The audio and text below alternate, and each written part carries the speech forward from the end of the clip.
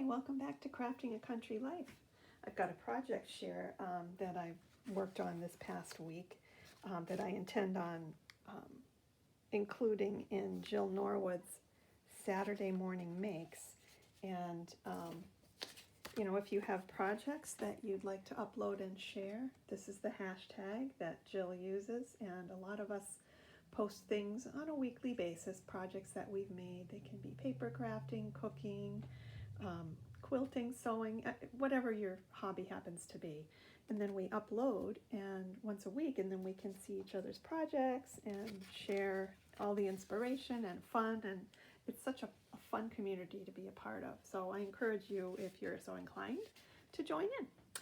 Anyway, this is the project that I made this week, and I've had some inspiration recently from Vicki over at Try Heart 67, and she's made the most beautiful quilting themed paper crafts, and she includes fabric bits and cardstock and all kinds of fun things. So she's been a great inspiration to me, and so I came up with this kind of variation on some ideas that she had by using not only fabric squares but cardstock squares as well, and I put them together. Let me show you. Here's another experiment that I did. Some of these are fabric and some are cardstock. So I cut them into little squares using my rotary cutter and my quilting rulers, and cut up the squares and then arranged them on some cardstocks with glue. And then after that, I ran it through, once the glue dried, I ran it through an embossing folder. This one has little hearts and a quilty pattern on it. You can see this is the reverse side. So this is actually a mistake. I embossed it on the wrong side because I wanted the bumpy parts with the hearts and circles to be coming up, but this is in reverse, so they're kind of indented here. Anyway, my first experiment. But I'll probably do something with this. So this is the first step. After you emboss it, then comes the sewing. I used zigzag stitching here. I don't know if it's showing up very well on the camera. Yeah, a little hard to see, but it is there. So I did zigzag stitching around the edges, and then in the centers of this, where the fabrics and cardstocks butt together, I just put straight stitching across. So that's what's kind of behind there. And then on top of that, I layered some, this is a little vellum die cut that I glued down. There's some pink cheesecloth in there that I glued down.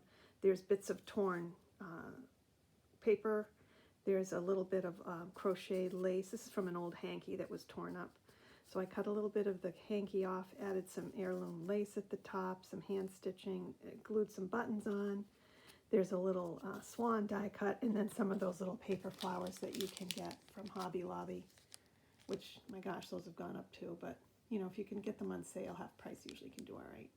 So I just glued those on, and my goal with this card was to keep it pretty flat so that it would be easy to mail. And I think I succeeded. I didn't pop any of these up on, for height. They're fairly flat. So I thought that came out really cute, and then I just layered it on some different cardstocks, and then the card itself is the pearlized paper that you can get from Michael's. I forget the name of the paper stack, but they're all solids that have a soft pastel colorway, and they have a pearlized sheen to them. They're really pretty. And then I tied a strip of old bed sheeting that I had gotten thrifting, 100% cotton, very soft, and it's got these pretty little flowers on it. So just tore those into strips and tied it along the binding, or the spine edge. And then inside I just put some vellum, and then you can write your own sentiment. I kept it fairly simple inside. And then underneath I put a little die cut that can peek through the vellum. Looks really pretty that way. So yeah, kind of simple, but I just love the quilted effect with both the fabrics and the cardstock. I thought that was really fun. So yeah, so that's the card. I also found we've been cleaning out our attic. Well, there's kind of a domino principle going on here. We have an old house. It's an antique house. Was built in the 70s here in New England, and we are putting in a new kitchen. So as a result of that, we had to go into one of the attics and lift up the floorboards to get the wiring for the lighting and so on. So I thought, well, I'm in here, I might as well start sorting through some things. And I found a box full of quilt squares. And these are from my husband's side of the family. One of the aunts or grandmothers had started years and years ago a quilt. And I found this. Look at these fabrics first. Let's do this one step at a time. Look at these old vintage fabrics. Aren't they great? And I know a lot of the fabric companies are doing repros of the 1920s and 30s fabrics that are just charming, but this is the real deal. And I had tucked it away in a box and forgotten about it up there in the attic while my kids were growing up, so I didn't really have much time for a lot of these fun things. But now I've got them out. Look at these. I think they're 2-inch squares. I haven't decided yet what I'm going to do with these, but they will go into various vintage style projects that I will, I'm sure, be coming up with. Okay, so this was tucked into, well, let me show you the envelopes first. All of the squares were in these old envelopes. Okay, and these papers themselves I'm going to save and put into my recycle vintage paper box. I mean, they're just lovely. Soft sheen to them. They're very worn and distressed. Here's another one. Mom's original scrap bag quilt pattern, 1934. And look at this pretty denim floral on the inside of the envelope. Use that in some fun projects too. And this one, another one, very worn, but useful. You can tear these up into bits and use them in your paper crafting. Okay, so this was tucked into the envelope, and this is an article, probably from the Hartford Courant, I'm assuming. And it's a scrap bag quilt. And she does have a couple of squares of these put together in another room. I have them packed away, but this is the pattern. And again, just this little bit of ephemera is kind of fun to use. Use that in some projects as well. So we'll tuck those aside. And there are so many. Oh my gosh. I don't know what happened, why the quilt was never finished, but I guess that's all part of her history, you know. Life sometimes takes over. You know, we don't always have the time to craft when we wish we could, but I guess it doesn't matter what period of history, that happens to all of us. So she never finished it, but look at, isn't that pretty? Here's some more. They're vintage fabrics. They're just so charming. The prints are just so pretty, and the fabric is soft, and it's a beautiful sheen to it. I'll just do one more. So many different prints. Look at that. And they're in pretty good shape. They don't feel particularly weak or fragile or anything. These are some solids. Look at that one. Isn't that pretty? That one there. Oh, it's a ticking stripe. Oh, and I love this one with the teal. Little red and blue flowers. Oh, love these.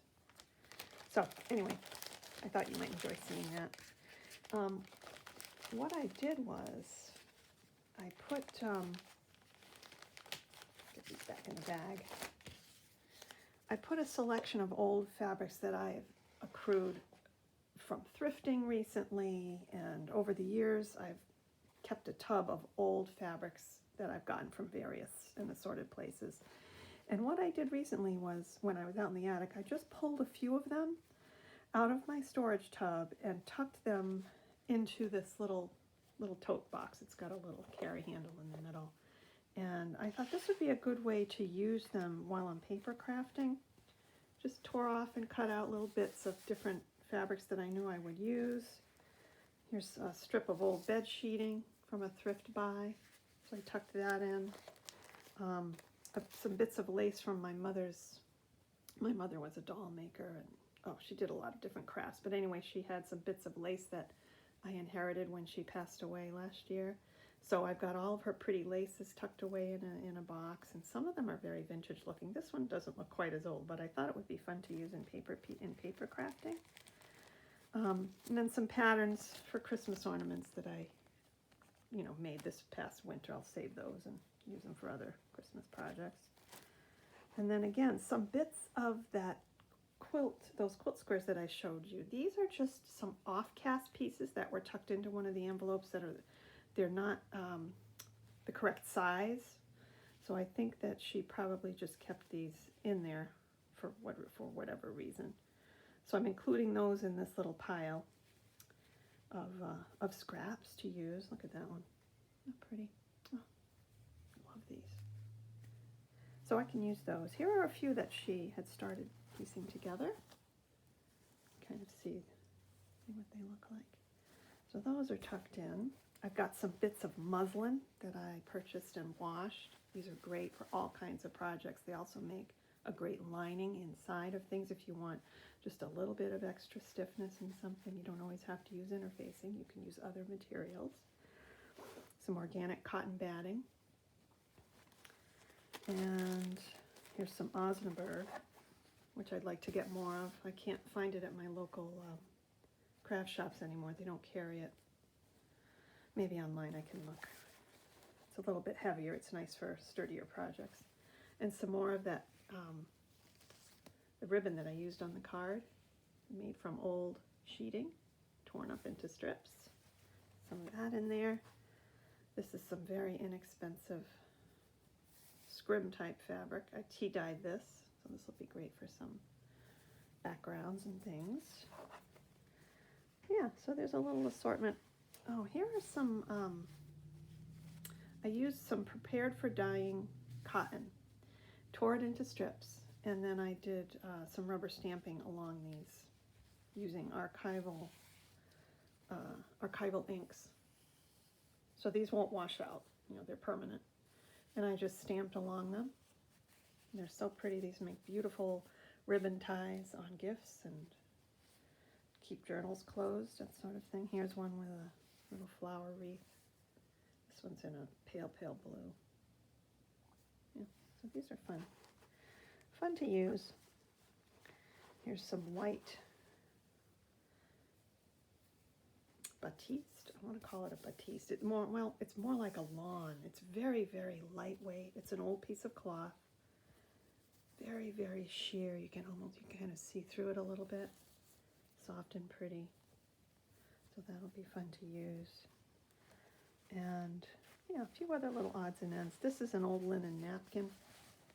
So this will be good for the bases. You can stitch appliques on here or stitch fussy cut paper cardstock onto these and use them for different applications. And then right in the back is an old 100% cotton curtain panel, and it has the handmade crocheted lace on the edge. So these will be fun to use in different projects as well. So that's my little box of goodies. The other thing I dug out of my stash a few days ago was some of my old Martha Stewart edge punches. I've got them stored in a plastic tub. I said, oh, these would make great, just cut out a stack of these and, from the pearlized paper is what I used here, and just make a stack of the different lacy cardstock die cuts and use them in your paper crafting. So I'll probably work on that later today. Just make myself a little supply. I've got 2 or 3 or 4 different edging punches that were very popular back in the 90s in the craft stores. And then, of course, when they went on clearance, I would pick a few up here and there over the years. So yeah, I don't really think they make these anymore. They might be available on Facebook, though, Facebook Marketplace, or on secondary sale websites, used products and such. Yeah, or maybe eBay, that kind of thing. So yeah, and that is it for today. Hope you enjoyed seeing my project, and I hope you have a wonderful day, and we'll see you back again soon. Bye for now.